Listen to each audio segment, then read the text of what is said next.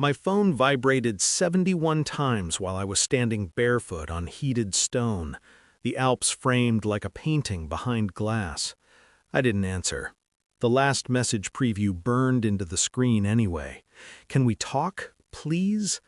I set the phone face down beside a half-finished espresso, steam curled upward, controlled, precise, like me.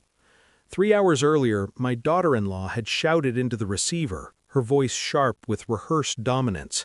"If you want to join Thanksgiving, come wash the dishes." I'd smiled then, a small one. "Enjoy," I said. Now the villa was quiet, too quiet for the noise she'd made of my absence, too quiet for the life I used to occupy, small, obedient, apologetic. The photos had done their work, the glass walls, the lake, the watch on my wrist I never wore before because she said it made me try too hard. 71 calls. I imagined her thumb hovering, sweaty, desperate. The same thumb that once traced someone else's chest while telling me I was out of her league. Outside, snow slid from a pine branch and vanished soundlessly. I remembered the reunion ballroom lights, the smell of cheap wine, the moment she froze beside me, and the woman she had spent her life running from turned around and smiled. "You're sweet," my wife had said the night she left. "Not cruel. Worse. Kind. Just not enough." She didn't say Chad. She didn't have to. There was always a Chad. Men with loud laughs and rented confidence. Men who treated women like accessories and called it masculinity. She said I thought too much, felt too deeply, planned too carefully. "You're out of my league," she said, packing light. "I need someone simpler." The apartment echoed after she closed the door. I sat at the table until the clock clicked loud enough to sound accusatory. Weeks later, an invitation arrived. High school reunion. I almost burned it. Then I saw the name on the guest list. Her bully. The one who'd shoved her into lockers. The one whose name still made her jaw tighten in sleep. The one she said had ruined her confidence forever. I made a call. It took one conversation. Some people age into power. Others age into polish. When we met before the reunion, she looked nothing like the monster from my wife's stories. She looked magnificent. Calm eyes, controlled posture, beauty sharpened by discipline, not chaos. "You're the husband," she said, studying me like a puzzle she'd already solved. "Ex," I corrected. She smiled slowly. "Oh," she said, "this should be interesting." I didn't confront my wife. I watched. I noticed how her phone tilted away from me even after she'd left, how she laughed louder at jokes that weren't funny, how her social media captions softened into bait. I pulled phone records, dates aligned too cleanly to be accidents, late-night calls, gym selfies sent at midnight, hotel charges she blamed on work retreats. I stayed silent. Silence makes people careless. At night, I replayed old conversations, stripping them for lies. I saw how often she'd minimized me, reshaped me, edited my presence to fit her narrative. At the reunion, she clung to Chad's arm like proof. Then the bully entered. The room shifted.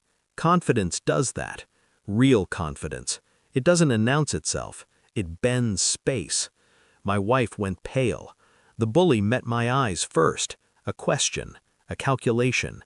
Then she leaned close and whispered, just loud enough, "He's mine now." The smirk was deliberate, surgical. My wife's breath fractured. She stared between us like a trapped animal recognizing both hunter and mirror. She ran. Tears, mascara, a lifetime of unresolved fear crashing down in public. I didn't follow. I ordered a drink I didn't finish.